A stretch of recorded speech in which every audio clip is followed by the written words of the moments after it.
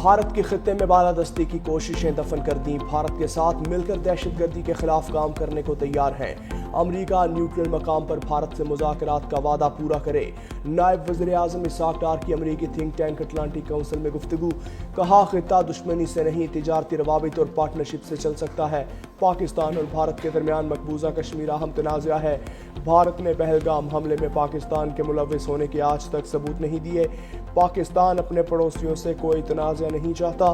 چین سے اسلحہ خریدنے کا مقصد امریکہ سے تعلقات خراب کرنا نہیں۔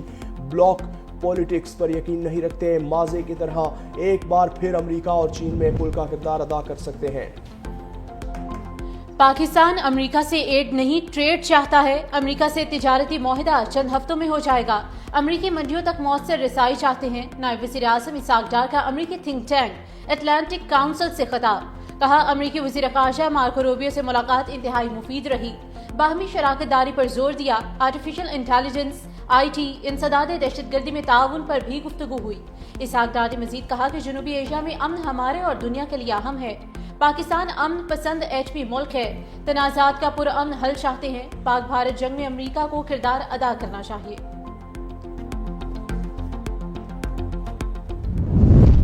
بانی پی ٹی آئی کو ریاست کے خلاف نہیں جانا چاہیے تھا، سانحہ 9 مئی کے واقعے پر قانون اپنا راستہ لے گا۔ اسحاق ڈار نے کہا مقبول سیاسی لیڈر کا مطلب اسلحہ اٹھانا یا قانون ہاتھ میں لینا نہیں۔ جب آپ ریاست کے خلاف ہتھیار اٹھاتے ہیں تو قانون کو اپنا راستہ اپنانا پڑتا ہے۔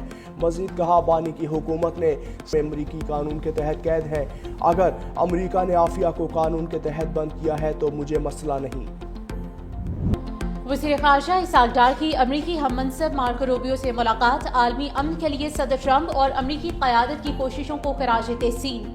اسحاق ڈار نے کہا کہ پاک بھارت کشیدگی میں صدر ٹرمپ کا کردار لائق تحسین ہے۔ پاک امریکہ دو طرفہ تعلقات میں مزید وسعت اور استحکام کے خواہاں ہیں۔ امریکی وزیر خارجہ کا دہشت گردی کے خلاف جنگ میں پاکستان کی قربانیوں کا اعتراف۔ ایران کے ساتھ مذاکرات میں ثالثی کے لیے پاکستان کے تعمیری کردار کو بھی سراہا۔ میڈیا سے گفتگو میں اسحاق ڈار نے کہا کہ امریکی سیکرٹری خارجہ کے ساتھ ملاقات بہترین رہی۔ مارکو روبیو کے ساتھ افغانستان، ایران سمیت غزہ کی صورتحال پر تفصیلی بات چیت ہوئی۔ ایکس پر لکھا کہ ملاقات میں معیشت، تجارت، سرمایہ کاری، آرٹیفیشل انٹیلیجنس، آئی ٹی اور انسداد دہشت گردی کے شعبوں میں تعاون پر توجہ مرکوز رہی۔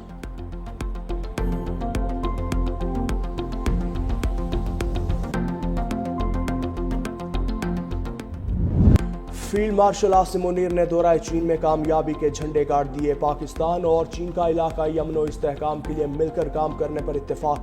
فیلڈ مارشل عاصم منیر کی چینی نائب صدر اور وزیر خارجہ سمیت سیاسی اور عسکری قیادت سے ملاقاتیں۔ پاک چین اسٹریٹجک شراکت داری کے عزم کا اعادہ۔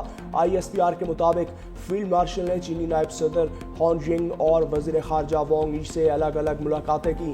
سی پیک کے تحت ابھرتے علاقائی اور عالمی منظرنامے پر گفتگو۔ دونوں ممالک کی قیادت کا دو طرفہ تعلقات کی گہرائی پر اطمینان کا اظہار۔ شراکت داری بڑھانے کے لیے مل کر کام کرنے پر اتفاق۔ چینی حکام کی خطے میں امن و استحکام کے لیے پاک افواج کے کردار کی تعریف۔ پیپلز لبریشن آرمی کے ہیڈ کوارٹرز پہنچنے پر فیلڈ مارشل کو گارڈ آف آنر پیش۔ فیلڈ مارشل عاصم منیر کی پیپلز لبریشن آرمی کے جنرل چین سے ملاقات۔ سلامتی اور وفاقی تعاون پر دفاعی تبادلہ خیال، کہا پاک چین دفاعی تعاون کو وسیع توسیع دی جائے گی۔ Field marshal central military commission کے وائس چیئرمین سے بھی ملے۔ ایران اور پاکستان کے وزراء خارجہ کے درمیان ٹیلی فونک رابطہ۔ ایرانی وزیر خارجہ سید عباس عراقچی نے صہیونی پارلیمنٹ کی جانب سے مغربی کنارے پر قبضے کے غیر قانونی اقدام کی شدید مذمت کی۔ کہا صہیونی حکومت فلسطینی شناخت کو مٹانے کے لیے ایک طویل المدتی منصوبے پر عمل پیرا ہے۔ پاکستانی نائب وزیر اعظم اسحاق ڈار نے غزہ میں انسانی صورتحال پر شدید تشویش کا اظہار کیا۔ فریقین نے صہیونی جارحیت کو روکنے کے لیے اجتماعی اقدامات کی ضرورت پر زور دیا۔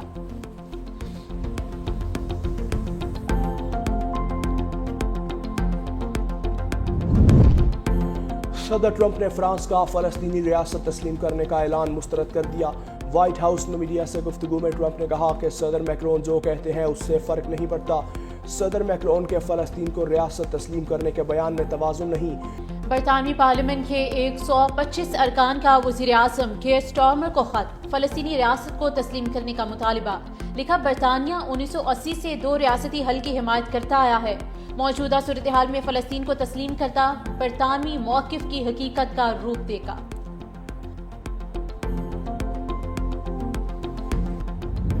झील सैफुल मलूक के करीब क्लाउड बर्स्ट से कंडोरा नाले में तोक़यानी, झील रोड ट्रैफिक के लिए मुकम्मल बंद, 100 से ज्यादा गाड़ियां, 500 सयाह फंस गए। केपी हुकूमत का बरवक्त रेस्क्यू ऑपरेशन, तमाम अफराद महफूज मकामात पर मुंतकिल। एबटाबाद के सयाहती मकामात ठंडियानी में लैंड स्लाइडिंग से पुल टूट गया।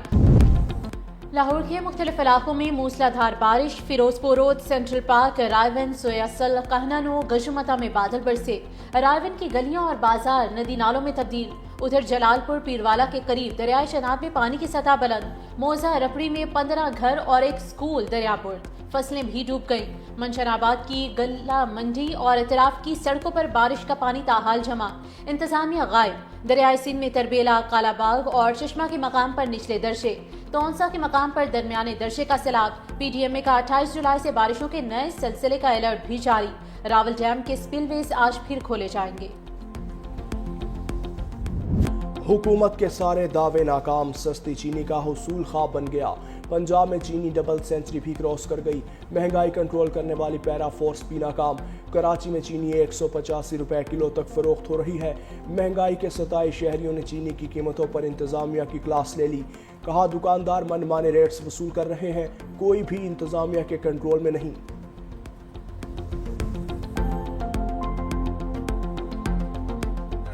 आधा किलो दी है 100 रुपए की। हुकूमत कुछ कहती है और दुकान वाले कुछ कहते हैं, तो मैं तो बहुत परेशान हूँ। चीनी तो हर घर में इस्तेमाल होती है। रेट पता किया तो 250 रुपए से कम किलो चीनी नहीं है। महंगी भी है और कहाँ मिल रही है सस्ती, कोई चीज़ ही नहीं सस्ती।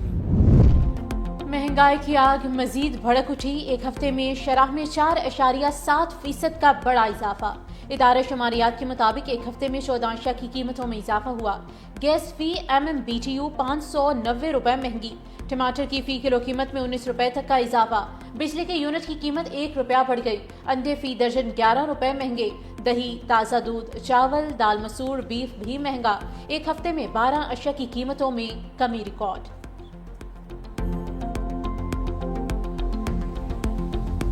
मुफाहमत के बादशाह आसिफ अली जरदारी का 17वां यौम पैदाइश। आसिफ अली जरदारी ने पाकिस्तान खप्पे का नारा लगाकर तखरीब और तकसीम का खौफनाक बाब हमेशा के लिए बंद किया। जुर्म बेगुनाही में अजियत और असीरी को हंसकर बर्दाश्त किया। साजिशों इल्ज़ामात का सामना किया लेकिन मुखालिफिन से बदला नहीं लिया। सदारती इख्तियारात पार्लिमान को मुंतकिल करना, CPAC सूबाई खुद मुख्तारी, NFC 18वीं तरमीम, income support programme Asif Ali Zardari के तोहफे। वज़ीर आला सिंध मुराद अली शाह, सीनियर वज़ीर शर्जील मेमन, सूबाई वज़ीर दाखिला ज़ियाउल हसन लंजार की सदर ममलकत को सालगिरह की मुबारकबाद।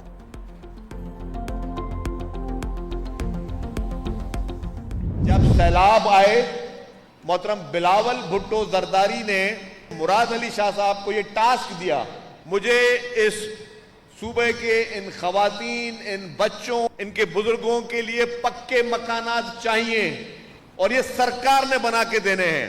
फिर चीफ मिनिस्टर साहब ने अपनी लीडरशिप के उस अजीम विजन पे कोशिश की और अब इस सैलाब में पाकिस्तान पीपुल्स पार्टी की हुकूमत 21 लाख घर बना के दे रही है। 21 लाख घर, ये दुनिया की तारीख का सबसे बड़ा प्रोजेक्ट है। सिंध में सैलाब मुतासरीन के लिए घरों की तामीर दुनिया की तारीख का सबसे बड़ा मंसूबा है। अवामी खिदमत में हमारा मुकाबला करना है तो करके दिखाओ। चाहे मोटरवे बना लो, लेकिन छत फराहम करने से बड़ी इबादत कोई नहीं। सीनियर वजीर सिंध शर्जील इनाम मेमन का हैदराबाद में तकरीब से खिताब। कहा सैलाब मुतासरीन के लिए सिंध में 21 लाख घर मुफ्त बनाकर दे रहे हैं। बिलावल भुट्टो के VN के मुताबिक घरों के मालिकाना हुकूक खवातीन को दे रहे हैं। मुफ्त बिजली के लिए सोलर सिस्टम भी देंगे। एक शख्स ने 50 लाख घर बनाने का वादा किया।